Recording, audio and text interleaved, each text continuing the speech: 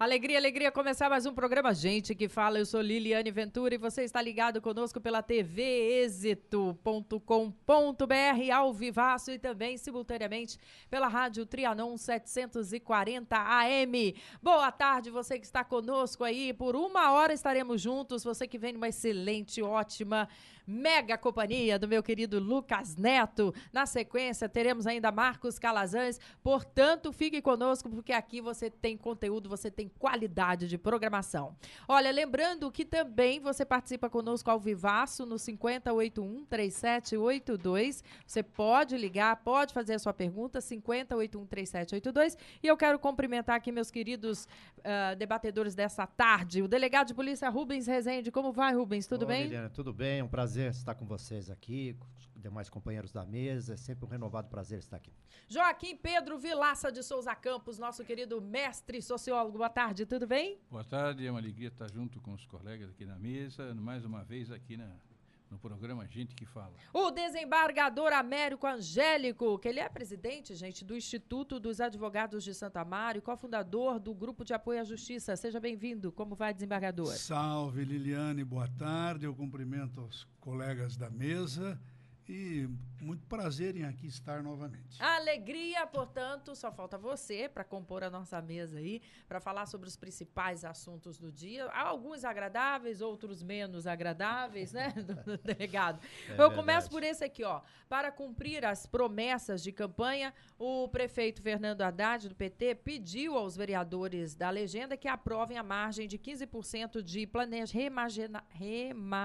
remanejamento, agora foi. No orçamento de 2013, cerca de 42 bilhões. A medida permitirá o uso de pelo menos 6,3 bilhões sem a necessidade, para aí você ter uma noção do que isso significa, a autorização da Câmara Municipal.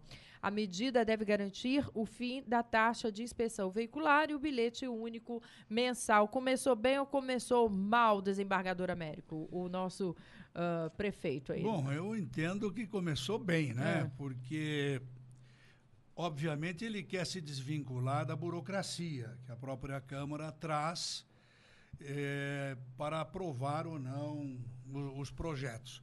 Como se trata aqui, pelo menos em princípio, de medidas que foram bastante discutidas e aprovadas pela sociedade, ou seja, o bilhete único mensal e a inspeção veicular, além de promessa de campanha, foram assuntos que também foram debatidos por outros candidatos numa linha semelhante, se bem que a primeira tese foi do Haddad. Eu acho positiva, Liliane. Muito bem, vamos ouvir também o que pensa o nosso sociólogo Joaquim Vilaça. Começou mal. Oba, vamos ao debate. Começou mal. Eu acho que para formar uma maioria na Câmara, o PT não tem maioria, vai ter que negociar com os outros partidos. A questão é liberar dinheiro, 15% de remanejamento no orçamento. Já começam a aparecer os interesses, pedidos de todos os lados. E, além do mais, eu sou a favor da inspeção veicular. Eu acho que as da inspeção veicular é uma coisa muito boa.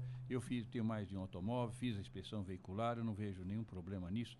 R$30, 1 hora de estacionamento na cidade custa R$15. Todo mundo acha normal, 1 hora de estacionamento, R$15. Mas agora, a inspeção veicular, meu Deus, como custa caro. 30 e poucos, R$40, não é?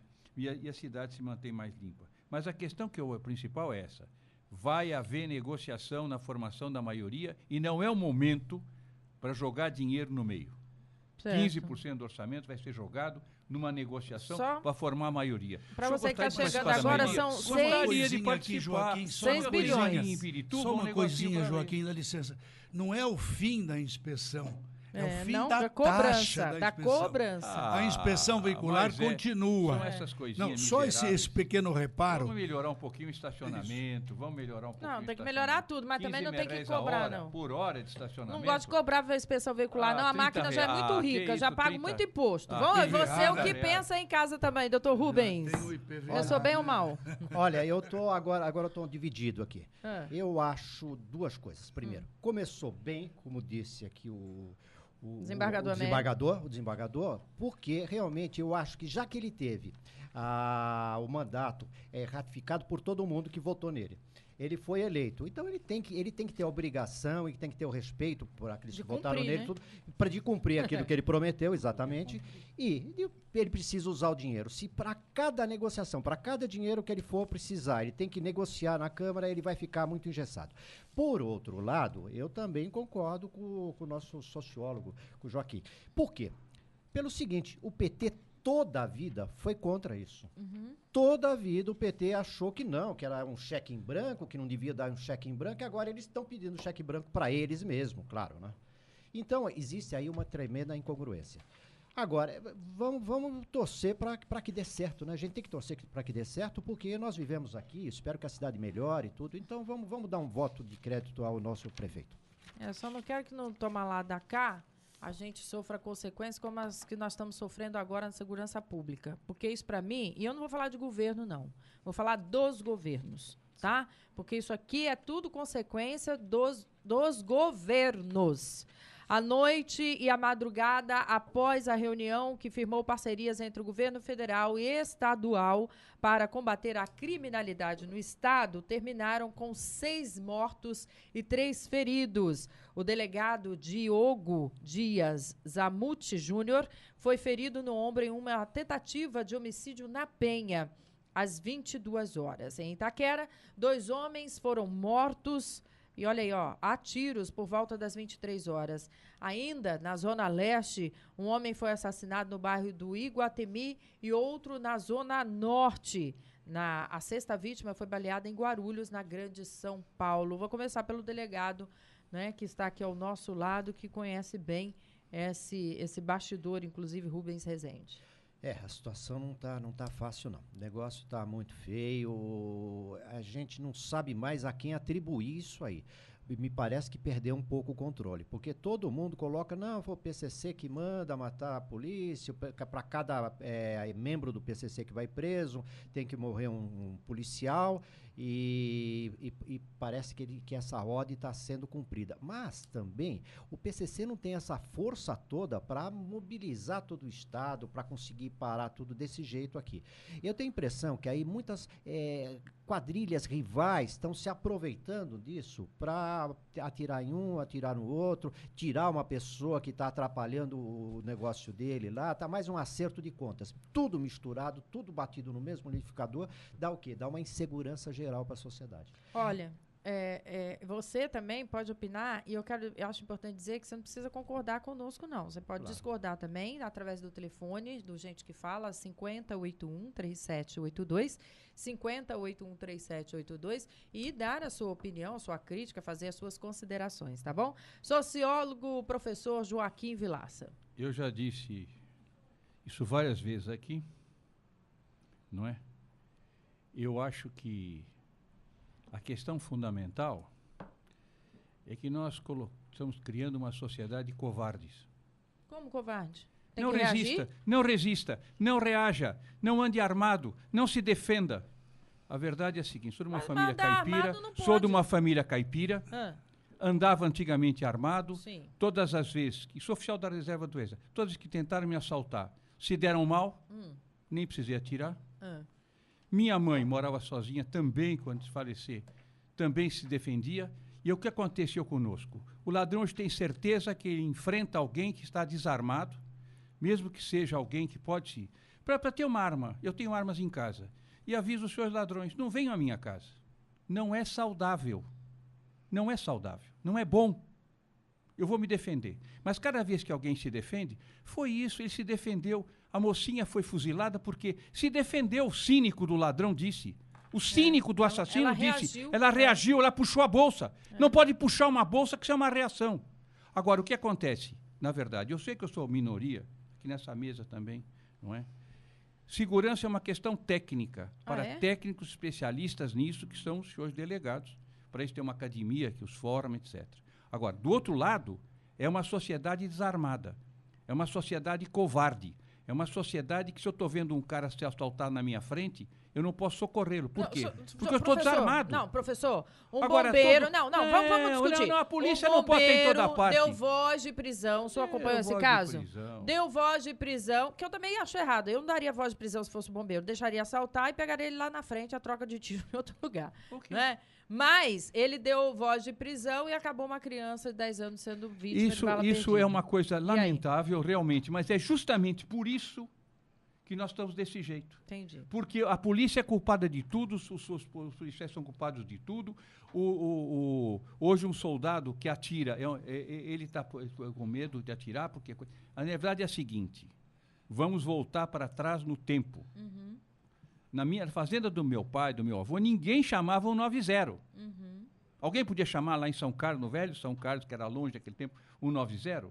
E às vezes que eu estava armado, na cidade universitária, eu sou professor da USP aposentado, às vezes que eu puxei a minha arma, o que aconteceu? O ladrão tomou tamanho susto que ele nunca esperava que eu resistisse. Como aquela velhinha do Sul, lá de 87 anos, que meteu 2 balas no ladrão. E a minha mãe também, morava na Jorge Quintávora, aqui nessa rua, no número 765. Há muitos anos atrás. Tentaram assaltar, a velhinha deu um tiro. Olha, a verdade é a seguinte, não resista, não reaja, seja covarde, morra, mas não reaja. E não adianta reagir, porque atiram em você, 8 tiros, você caído no chão. Ô, professor, para sua surpresa, eu concordo com o senhor. Para sua surpresa. E eu tenho arma em casa regularizada.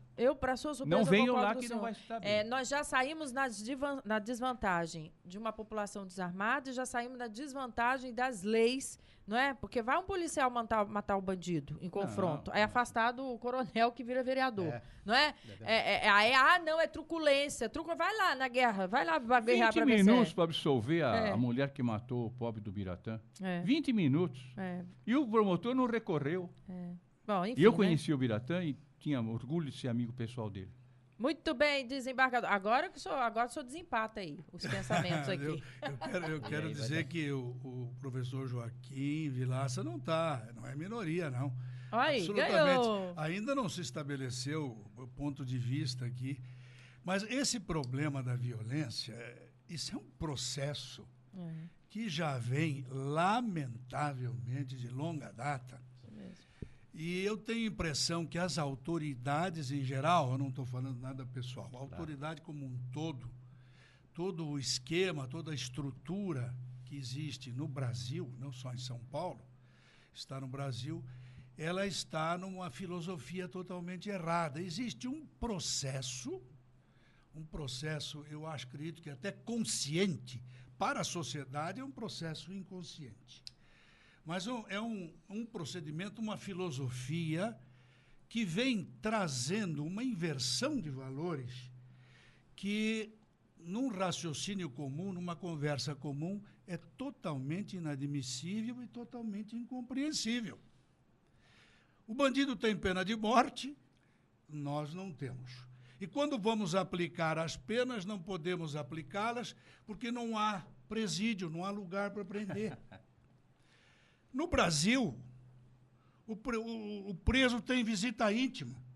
Talvez exista um outro país. Querem colocar na FEBEM. Mas eu saiba, não. Querem colocar na FEBEM visita Ora, íntima. se a sociedade segrega o cidadão após um devido processo legal, porque ele a agride, porque ele está contra os bons costumes, não tem sentido ele receber uma pena privativa de liberdade e ter gozos melhores do que a sociedade que o segregou.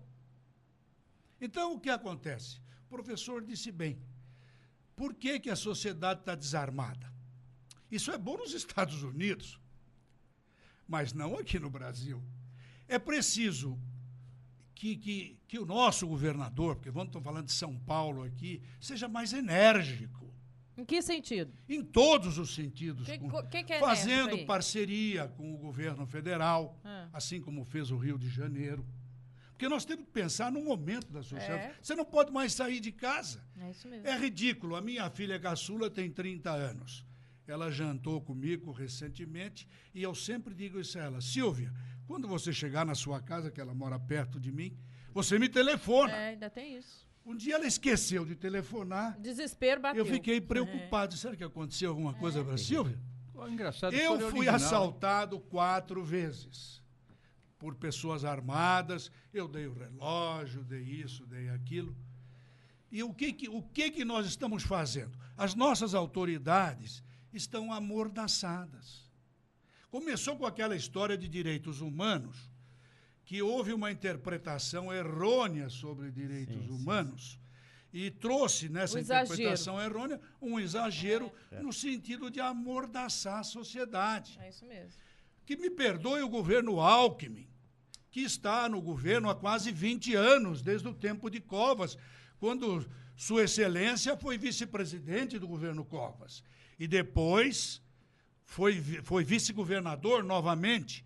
Aí o governo Covas faleceu, Sua Excelência assumiu o governo na forma da Constituição de São Paulo e brasileira. E depois ele se elegeu governador e se reelegeu governador. Está no governo. É inadmissível que nesses 20 anos nós não tenhamos uma mão forte do governo apoiando a sociedade e enfrentando esse tema com coragem. Inclusive, defendendo os nossos policiais, porque essa história de que policial ganha menos, né, em todo o território nacional aqui em São Paulo, que mais manda dinheiro pro governo federal, não é de hoje, não é de ontem, nem de anteontem, é dos 20 anos de governo. O PCC manda recados ao governador. É isso mesmo, é lamentável. Indireta e indiretamente, nós sabemos disso. É. E exigindo que os policiais não atuem. É horrível a situação. A gente não pode nem falar, porque é uma coisa tão óbvia. E nós estamos falando da nossa vida, isso gente. Mesmo. Não adianta nada você pagar imposto se você morre durante o seu trabalho, durante o seu desenvolvimento.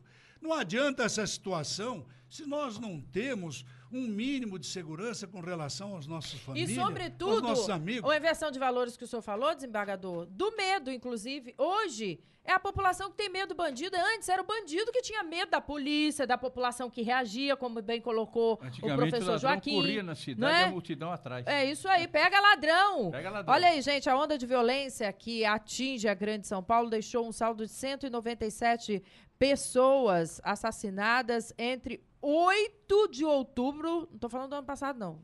8 de outubro, né? A ontem. Esse é o dado oficial, viu, gente? Do total, 104 homicídios ocorreram na capital e 93 em outros municípios da região metropolitana. Na capital, a Zona Leste lidera com 42 assassinatos. A seguir, aparece a Zona Sul com 35 casos. Segundo a Polícia Militar, na maior parte dos casos, os criminosos estavam em motos ou carros quando atiraram nas vítimas. Vou falar aqui o que eu penso, né? E porque também faltou um debatedor aqui, nós estamos em... Faz que eu estou fazendo a vez do debatedor, né, doutor Rubens? Para dizer o seguinte, tudo bem, temos essa estatística lamentável, vergonhosa, essa é a palavra, tudo bem, o que foi feito? O que foi feito? De emergência, o que foi feito? Operação Saturação, né? Aqui é a Operação Saturação. Vou te explicar para você que está me ouvindo, né? O que é a Operação Saturação, que foi estendida para mais 2 áreas da capital e para a região metropolitana. Desde as 6 horas de ontem, mais de 400 homens fazem bloqueios e abordagens na Vila Brasilândia, na Zona Norte de Santa Inês, na Zona Leste, Comunidade São Rafael, em Guarulhos. As ações não têm prazo para encerrar e visam combater o tráfico de drogas e garantir a segurança da população. Não seria o caso, vou falar uma besteira aqui para vocês me corrigirem, né? Até porque vocês têm mais experiência do que eu, graças a Deus eu aprendo aqui com vocês.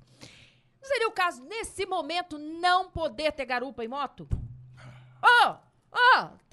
Temos que fazer alguma coisa. Esse não é o momento de definitivamente dizer moto não vai... você precisa ter o seu veículo, tá? Você vai usar sozinho, porque eles agem em 2. É um que pilota e o outro que mata. Escuta, autoridades, não é o momento de proibir a carona em São Paulo. Parece tão óbvio, meu Deus do céu. Ou não, eu tô falando besteira? Não, tá certo. Me corrijam. Tá certo. E o bandido tem a pena de morte geral, porque ele tem a pena de morte no grupo dele, para punir aquele que sai fora da sua organização.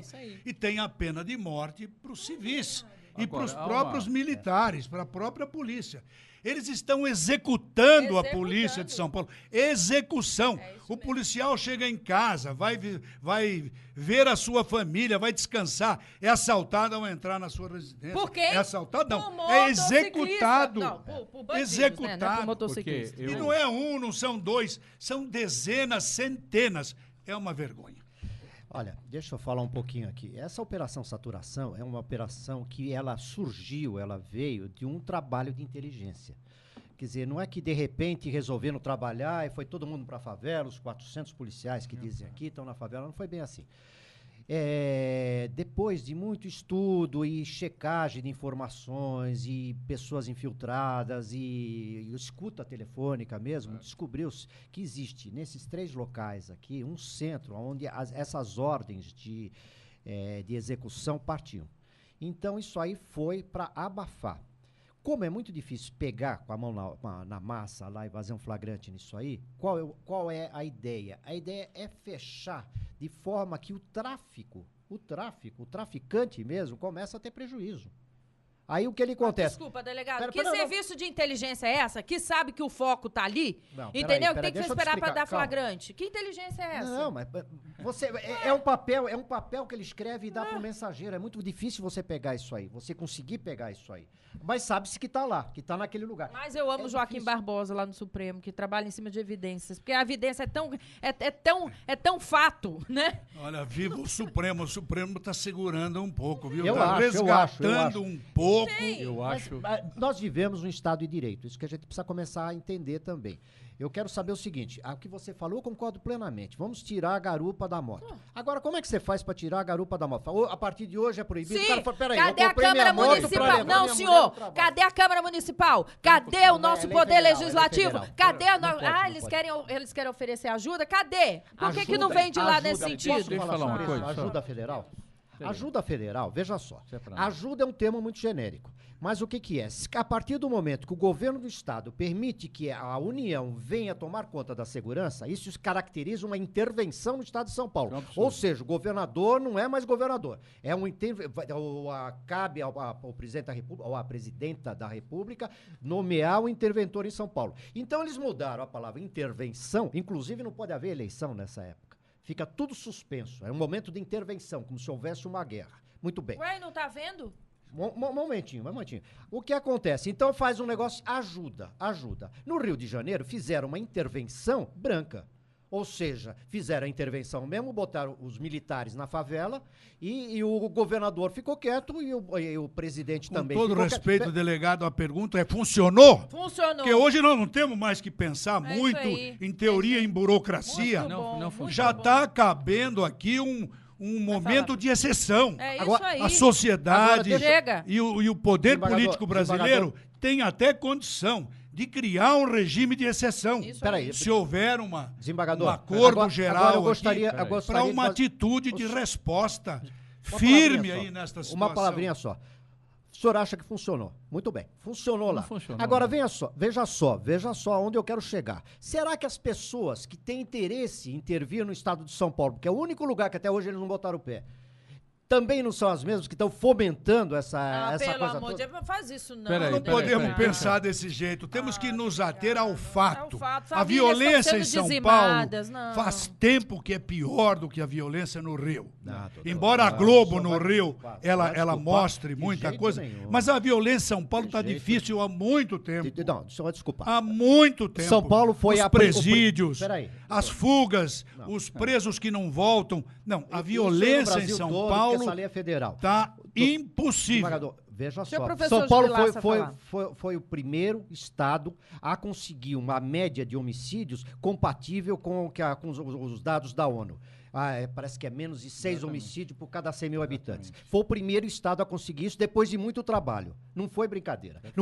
Não é isso aí, não. Não é. Agora, nesse momento, essas greves, essa história aí está sendo patrocinado por quem? Pelo tal do PCC, que de Diminuiu o repente homicídio, virou mas um negócio. multiplicou o latrocínio, que é roubo pera, seguido pera, de pera, morte. pera, O que não. adianta? Fala, Porque professor Vilaça. aumentou 46%. Não, pô. Espera um essa pouco. estatística Por eu que não conheço. Vamos lá, eu acho que professor. a gente Essa tem que estatística eu não ver conheço. as duas coisas. Há uma conjuntura que tem que ser analisada e há uma história que que tem causas e efeitos, etc. É um processo em caminho. Eu gostei muito quando se colocou aqui, o nosso delegado colocou que há um sistema legal. E nesse sistema legal, se eu cometo um crime, eu sou inocente até prova em contrário. Então, eu sou preso, levado a uma delegacia, pago uma fiança e saio porque eu não tenho nenhuma prova contra mim, certo? Uhum. Perfeito. Crime afiançável também. Crime afiançável, mas praticamente quase todos atualmente são. A não ser peso em flagrante, não é? Tudo bem. Isso é uma verdade, certo? Só que eu não tenho o direito de me defender. Também seria um direito meu de me defender. Com certeza. Se o ladrão tenta me assaltar, eu devia ter o direito de me defender. Isso. Mas o sistema diz o seguinte: você deve estar desarmado. Isso. O ladrão não vai dar bola. Diziam que as armas dos ladrões vinham das pessoas armadas que acabavam entregando as armas para os ladrões. A minha arma é um 38, seria risível na mão de um ladrão. O ladrão não vem com 38, ele vem com um armamento pesado, etc. A origem disso também é uma coisa interessante de se ver. O Exército está despreparado para enfrentar ladrão, eu sou oficial da reserva, não tenho condição nenhuma de fazer isso. Ninguém aprende no Exército a cuidar de ladrão. Fazemos guerra. Guerra é outra coisa muito diferente, não tem nada a ver. Mas eu quero dizer o seguinte: ou nós devolvemos à população aqueles que querem, não aqueles que... Não é obrigado a andar armado. Aqueles que querem se defenderem, aqueles que estão com seus filhos no carro, poder se defender, e não importa a consequência dessa defesa, porque o que está acontecendo é um massacre dos inocentes. É isso mesmo. Mocinhas são assassinadas e tudo isso, né? Agora, por quê? Porque diz o seguinte: não, você não pode se defender porque você vai andar armado. Não, você deve dizer o seguinte para o ladrão: olha, seu ladrão, minha mãe é uma pessoa que sofre muito. Isso. Você vai deixar minha mãe triste, a sua mãe triste, etc. Não faça isso. E ele vai se condoer de mim. Eu não conheço ninguém, eu quero saber quantas dessas 197 pessoas que morreram, se eram pessoas não militares, se portavam arma. Todos? Eu quero saber... Eram todos militares? Todos não, desculpa. Não, são militares, 197. Não todos aqui não. 197? Eu quero saber... 197, civis, nada de 8 de outubro até ontem. Eu quero aqui saber todos. se os civis que morreram 104 estavam homicídios armados. E 93... Eu quero saber, a reação não é puxar a bolsa. Eu quero saber quantas pessoas nesse ano morreram porque estavam armadas e o ladrão atirou neles e estavam armados. Não eram policiais, pessoas civis armadas. Mas todos os policiais morreram e estavam armados. Não é esse o problema. Não, desculpa. Não é esse o problema. Teve homem, São duas coisas nós tivemos diferentes. policial que saiu de casa às 6 horas da manhã para fazer uma caminhada e foi executado. Não é verdade. São duas coisas diferentes. Ele poderia delegado. estar armado. São duas coisas diferentes. Eu tenho o direito, cidadão, de me defender. Se a polícia não é capaz de defender todos os cidadãos, isso. Eu tenho o direito de fazer parte do exército. Eu não sou obrigado de a andar armado. É isso aí. Mas eu posso andar armado. Isso. Agora, eu sou impedido de andar armado e dar ao ladrão a ideia seguinte: esse é um idiota que eu vou assaltar porque está desarmado. É isso mesmo. Se ele vai assaltar um policial, ele vai agir de uma maneira mais violenta, etc. Mas hoje o rapaz com uma arminha de brincadeira, vai no vidro do cara e fala: moço, me dá tudo que você tem aí. E se for de verdade, depois que eu entreguei tudo, ele me dá um tiro. É isso mesmo. Né? Por quê? Porque ele sabe que não vai acontecer. É o comigo único, não aconteceu. é o único país do mundo que você é morto por um conterrâneo, por um outro cidadão brasileiro.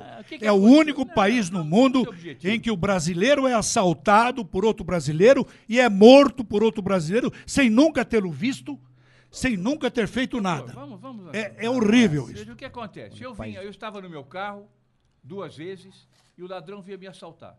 Naquela ocasião eu estava armado, ele não assaltou, ele não gostou, ele foi embora. Eu nem precisei dar o tiro. Só ele saber que eu estava armado... Mas você apresentou a arma para ele? Claro.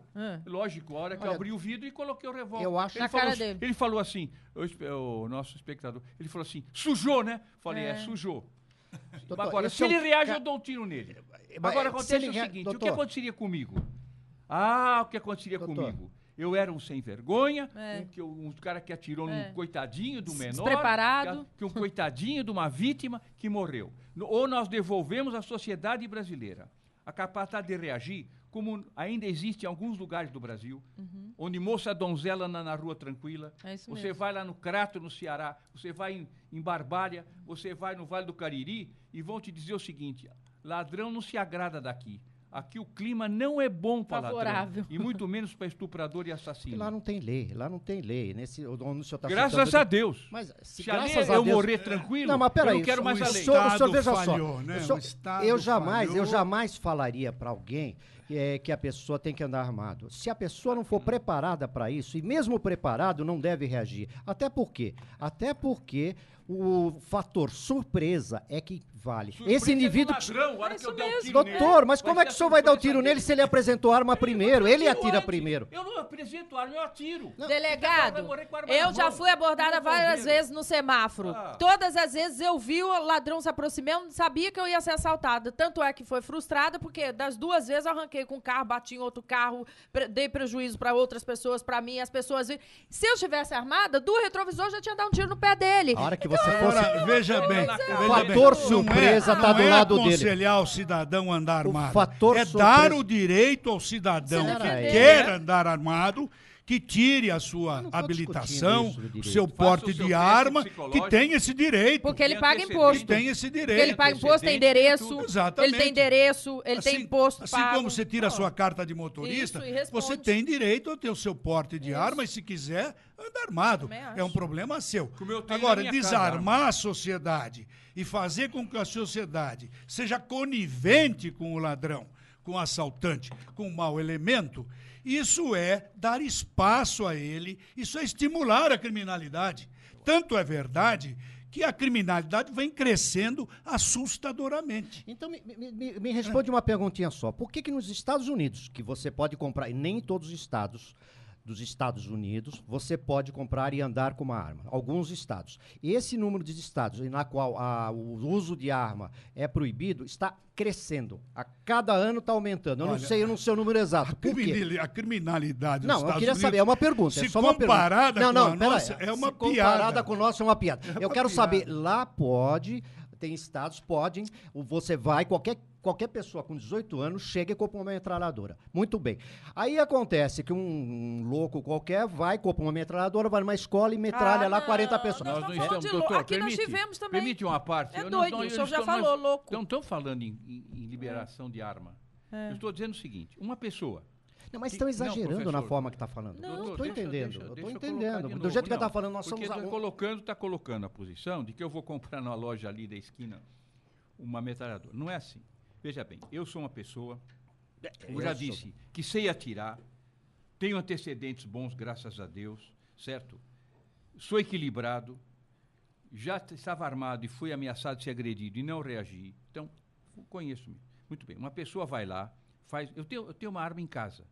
Para ter essa arma em casa, eu tenho que ter uma licença ter arma em casa. Lógico. Cumpri todas as formalidades, muito bem. Se eu fosse ladrão, já não ia ter a licença de arma. Mas veja bem, eu tenho o direito de, tendo preenchido uma série de requisitos, equilíbrio emocional, etc, etc, sabendo usar arma, ter um atestado de um curso que eu sei usar arma, certo? Em determinadas situações, em determinados locais, eu poder andar armado. Claro, não vou andar armado dentro da PUC para dar aula. Não vou fazer isso, né? Senão teria que abater alunos de vez em quando. Mas veja, não vou fazer isso. Certo? Merecidamente, inclusive. Merecidamente, né? Então, mas tudo bem, sem brincadeira agora. Mas eu tenho o direito. Agora, ele disse, não, Joaquim, você não tem o direito de andar armado. Você não deve reagir. Agora, o que eu tenho visto é que as pessoas que estão desarmadas e não reagiram, morreram do mesmo jeito. Olha, eu Por que tenho que o tudo isso professor também, Joaquim tá tenho falando arma, isso? tenho Porque arma. o Estado não dá a guarida, a segurança que ele deveria dar. Mas não dá 1% da segurança que deveria dar. O Estado, com relação à segurança, está falido. Não existe defesa. É preciso reformular isto. O que o É senhor preciso sugere? O que o senhor pensar. sugere? O trabalho é grande, o buraco é mais A começar embaixo. por não carona. É preciso- Não tem que ter motoqueiro nesse momento Tudo, da tem nossa que fazer sociedade. tudo. Não tem que ter Juntar os carona esforços, na moto. priorizar a Ô, segurança. desembargador, se eu estou na minha casa, na minha rua, vou sair, vejo uma moto vindo com um garupa, eu saio ou eu entro? Melhor entrar. Ué, se eu tô no trânsito e eu tô vendo uma moto com garupa, não é? Que não tem nenhum... Quem tá trabalhando não tem garupa. Começa tem um a baúzinho, rezar, começa a rezar. Você começa a rezar. Gente, acorda São Paulo, Pelo acorda. amor, esse é o termo. Acorda. São Paulo. as autoridades Não tem que principais, ter. corregedores, governadores, as principais autoridades. Está na hora de formar uma consciência sobre o problema da segurança tem que fazer. e tomarmos atitudes em conjunto, toda Claro, a sociedade, claro. porque o problema é muito sério, Grave. é muito grave. Olha E aqui, apoiar a gente. polícia, apoiar a polícia. E apoiar Apoiar a Parar com polícia. esse sempre negócio, a polícia. É isso aí. Parar com esse negócio. Que tá tem certo? bandido na De polícia. que a polícia É. não pode atirar nos outros. É isso Depende. mesmo. A polícia pode sim, Pode mas eu defender acho que e o pode cidadão atirar. E não ela deve tá andar encurralada. armado. A O polícia está cidadão... encurralada. A polícia militar, onde eu fui professor há muitos anos, ela está, desculpe meus colegas da polícia militar, amigos e tudo, acovardada. Hoje o policial militar pensa 2 vezes em atirar em quem atirou nele. É isso Porque mesmo. se ele matar o camarada, vai para uma comissão psicológica. É, como para se ele ver fosse por louco. que você É. atirou num bandido. E o Ah, bandido não é dá assim, risada. Não é assim, doutor, não é assim. Aí Então a vamos verdade falar- está sendo... desculpa. Não é assim. Doutor Rubens, Não é eu, assim. eu tive uma situação desagradável onde estava sendo assaltada e pro azar do rapaz que estava me assaltando, duas carros atrás de um ônibus, uma viatura da polícia. O anjo da guarda estava comigo naquele dia. Com certeza. Houve troca de tiro, claro, né? Que em maioria os policiais, em minoria o bandido, ele foi alvejado, Sim. foi socorrido, foi morto. Só precisava de ver a situação dos policiais me implorando. Eu estava sem condição de fazer nada, porque eu estava em estado de choque. Eu nunca tinha visto uma guerra daquela. E aí, eles me disseram assim, pelo amor... A gente implora a senhora. Eu não conseguia ficar em pé, né? Eu imploro a senhora precisa ir na delegacia conosco, porque senão, nós é que vamos presos. Essa foi o depoimento que falaram. E outra coisa, tive que ir no IML, tive que reconhecer, ainda tive que ficar falando 3 vezes, 5 vezes, 10 vezes o que tinha acontecido para livrar os policiais. Porque senão ia achar que era execução.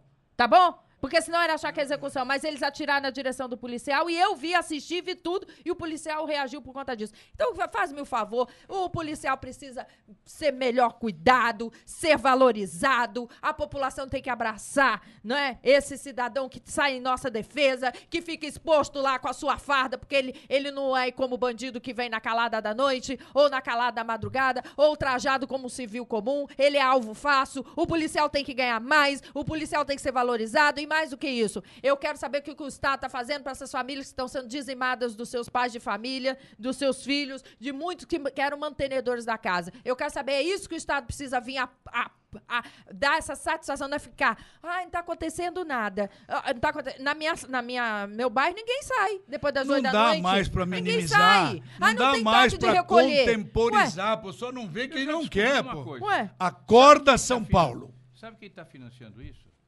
Os donos de pizzaria. né, para ele entregar pizza. Olha aqui, gente, o metrô Deve ter alguma informa coisa nisso, viu? que neste Ninguém domingo... vai para comer a sábado à noite. Todo mundo pede uma pizza e liga a verdade. televisão. Olha aí, o metrô informa que neste domingo, dia 11, as estações Vila Madalena, Sumaré, Clínicas, Consolação, Trianon, MASP e Brigadeiro estarão fechadas até às 10 horas para implantação do novo sistema de controle dos trens. Você terá ônibus de graça fazendo todo o percurso. Para receber mais informações via e-mail ou SMS, basta você se cadastrar no site www.metrô.sp.gov.br ou ligue 0800 770 7722. Este é mais um investimento do governo do Estado para a melhoria do transporte público de São Paulo. Quando eu falo em satisfação à população de São Paulo, é nessa união aí também, município, Estado e governo federal. Jaime do Jardim Bonfilholi, para o nosso desembargador, doutor Américo. Os militares ficaram 21 anos no poder em nosso país, apenas pela força e arbítrio ou também tiveram apoio popular?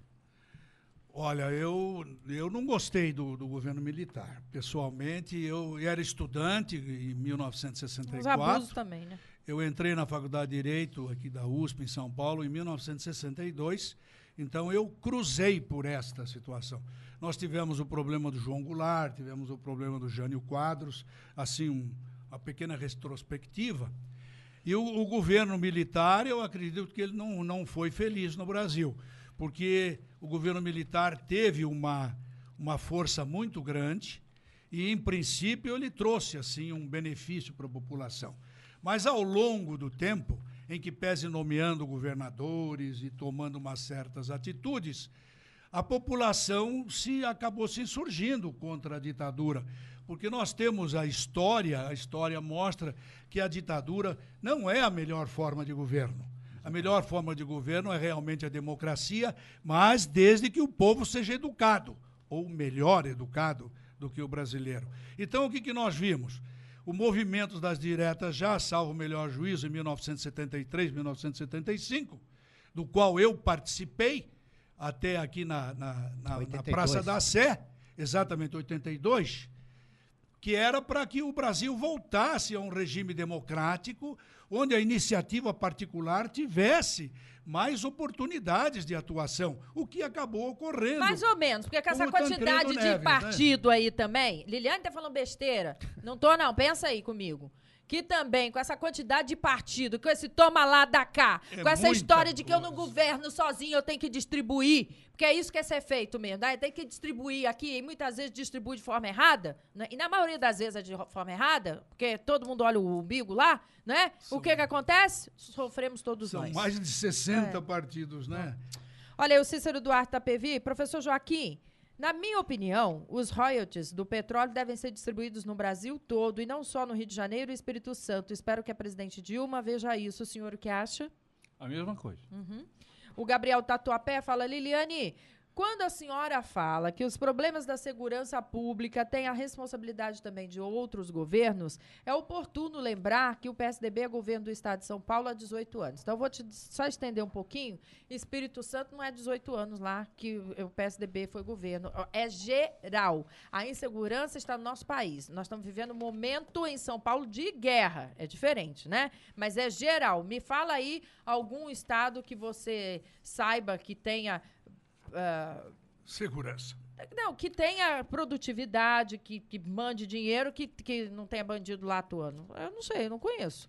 O Jorge da Lapa, professor Joaquim, o nosso governador também não tem maioria na Assembleia Legislativa. O senhor poderia nos explicar como o Alckmin faz para ter maioria parlamentar? Bem, evidentemente o governo... Eu sou suspeito para falar porque eu sou fundador do PSDB, sou tucano, então... Evidentemente, eu estou falando aquilo que eu também envolvi de sentimento de tucano. Mas é evidente que qualquer governo ele deve negociar com a Assembleia, negociar no bom sentido com a Assembleia, alianças, certo, em torno de objetivos do governo, não é? Agora, isso é normal. O que eu fui falar me referia ao Haddad lá no começo, não é? E o que eu me referia é o seguinte: era o momento de começar um governo, não é? Pedindo 15% de possibilidade, né, do orçamento de poder fazer autonomia, o que quer. Né? E como eu conheço bem a Câmara de Vereadores, apesar da renovação que teve, a Câmara de Vereadores de São Paulo, me desculpe, meu caro ouvinte, mas não é a mesma coisa que a Assembleia. A Câmara de Vereadores de São Paulo é caracterizada pela desmoralização, etc. Todos nós sabemos disso. A renovação vai ser de 40%, mas uma coisa é a Assembleia Legislativa do Estado, e outra coisa é a Câmara Municipal. A Câmara Municipal não anda comigo, com muito cartaz comigo, não. Olha, o Renato de Bairro do Pinheiros para o delegado Rubens. O senhor pode nos lembrar quando foi a última vez que o governador do estado nomeou algum delegado ou mesmo policial para ser secretário da Segurança Pública aqui do estado? Nunca. Por um bom motivo. Espera aí, agora vamos explicar o porquê. Lá, por um bom motivo. Pelo nosso sistema policial, a Secretaria de Segurança é formada por 2 polícias. Aliás, são 3, que tem a polícia científica também. A polícia militar, que tem uma função específica, que ela é fardada, ela é repressiva.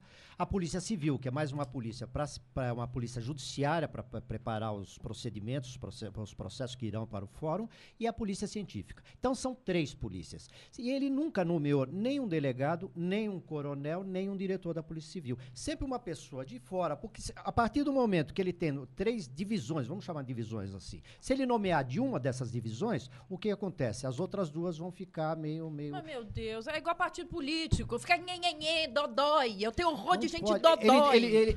O objetivo é macro, pode ser micro. Mas como é que ele vai mudar? Ele nomeia um delegado de polícia ou um coronel? Ou um coronel.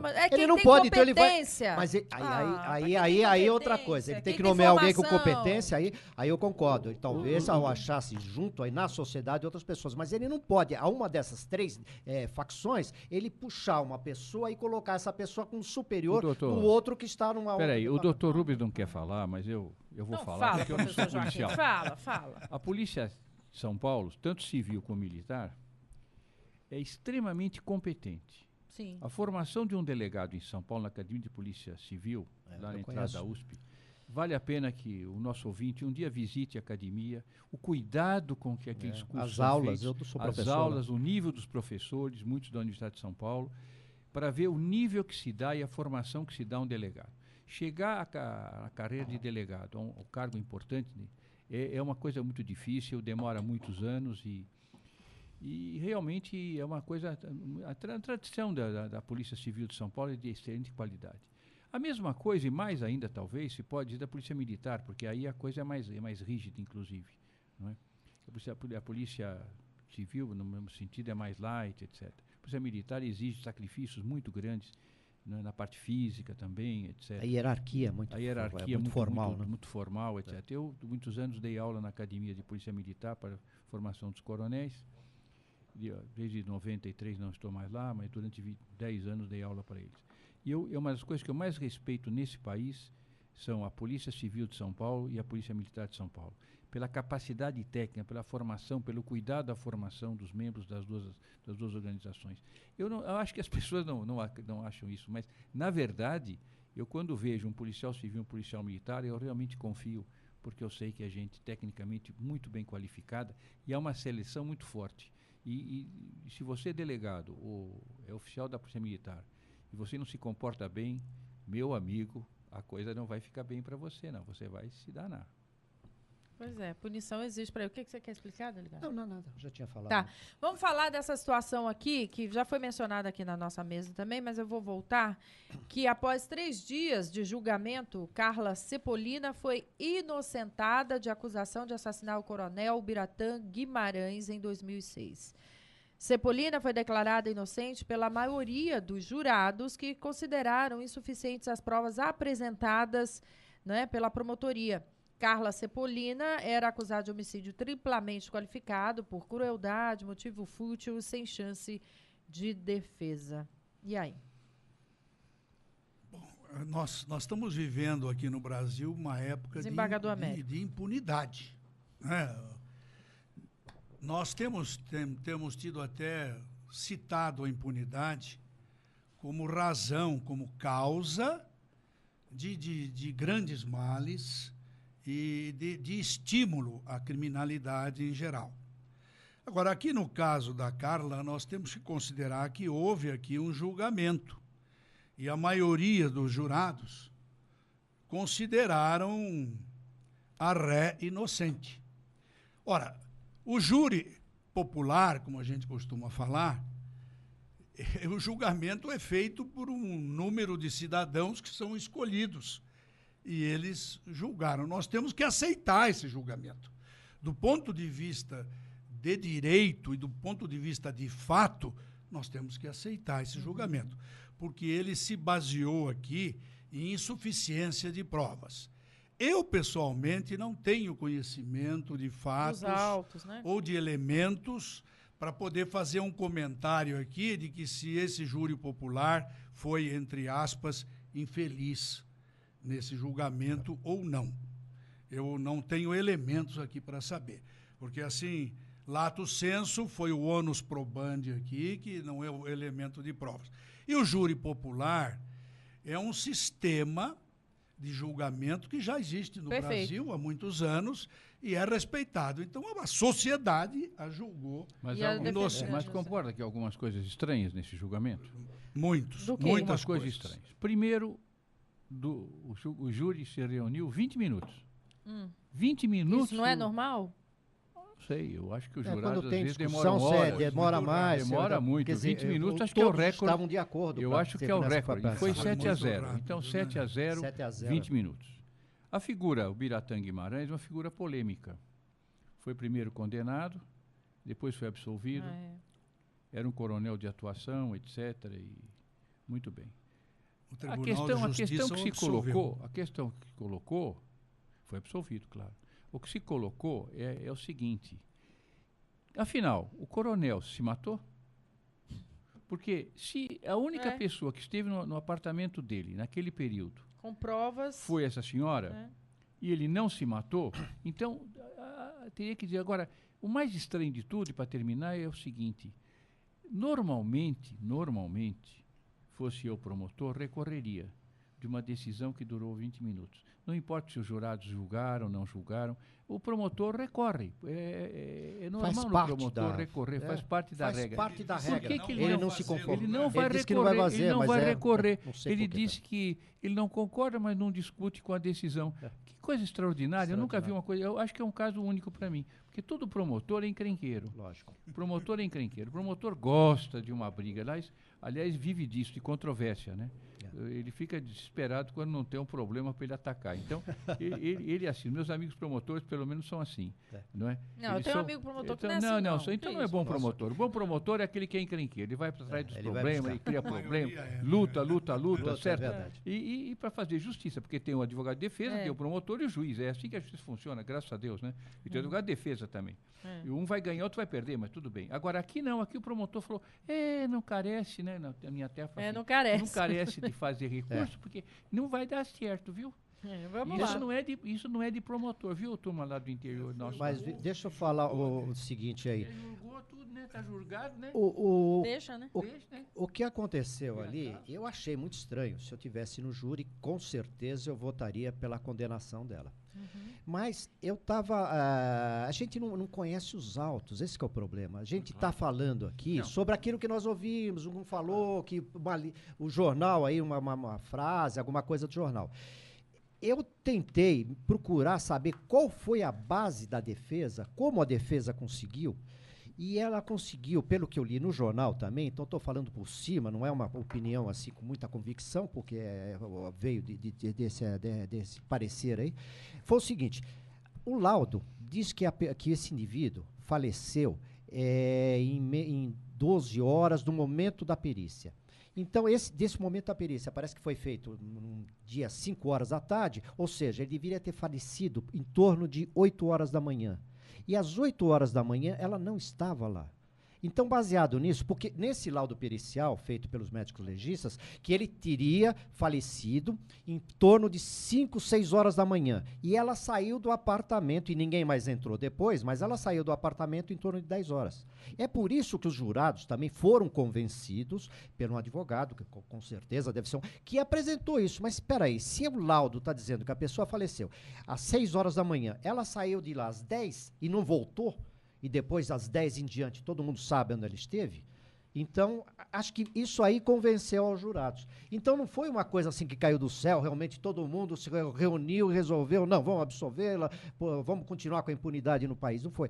Eu acredito que eles foram convencidos por um advogado muito hábil, por sinal, e que apresentou essa prova que, se não contestada, é uma prova muito forte, muito rigorosa. Indúbio pro réu, né? Bom, agora, eu, sinceramente, se tivesse lá no júri, eu iria contra. Com certeza. E se fosse o promotor do caso também, obviamente, entraria com recurso. Muito bem, olha, vamos a esse outro recado aqui importantíssimo que o metrô informa, que neste domingo, dia 11, as estações Vila Madalena, Sumaré, Clínicas, Consolação, Trianon MASP, Brigadeiro estarão fechadas até às 10 horas para implantação do novo sistema de controle dos trens. Você terá, portanto, trens de graça fazendo todo o percurso, tá? Para receber mais informações via e-mail ou SMS, basta você se cadastrar no site. Anote aí, metro.sp.gov.br ou ainda ligue 0800 770 7722. Este é mais um investimento do governo do estado para a melhoria do transporte público de São Paulo.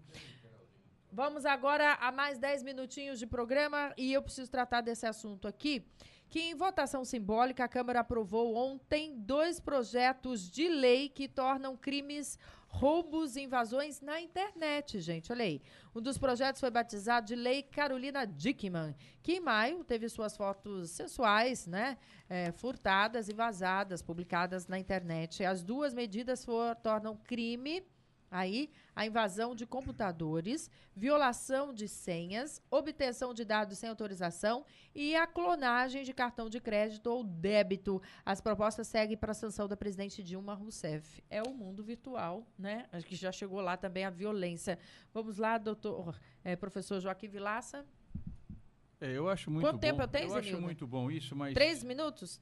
eu acho muito bom isso, mas também quero fazer um comentário. Ah. Tem muita gente que gosta de aparecer, né? Ah. Então é aquela história. Mas por que se apareceu sem roupa na rede da internet? É meio complicado, né? Quer dizer, em algum lugar você estava sem roupa e foi fotografado. Não, deixa eu explicar, ela fazia fotos dela mesma. Não, tudo bem. E aí roubaram o celular fazer dela. Fazer foto de si mesmo nu é uma coisa meio estranha.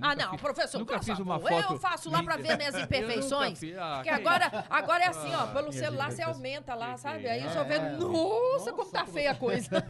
Bom, eu não faria isso porque seria um desastre. Vamos lá, fala. Eu acho que está certo, a sociedade agora precisa enfrentar o problema da tecnologia, da informática, o desenvolvimento da internet, da informática, o computador, isso é uma coisa moderna, novíssima, nós estamos ainda nos acostumando a isso.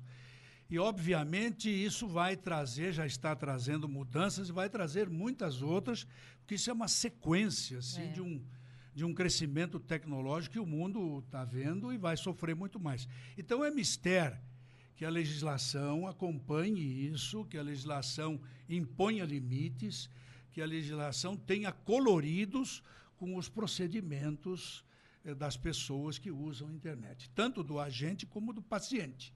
Eu acho que está certo essas primeiras medidas que foram tomadas e outras que deverão se seguir, porque nós vamos ver aí um mundo totalmente novo e que vai trazer aí consequências tão grandes que nós não sabemos exatamente aonde elas vão chegar. Delegada Rubens? Olha, eu acho o seguinte, essa disposição legiferante do nosso legislador é muita lei, e depois não se cumpre a lei. Porque veja só aqui, foi aprovado no projeto de lei que torna os crimes roubos e invasões. Roubo já é crime.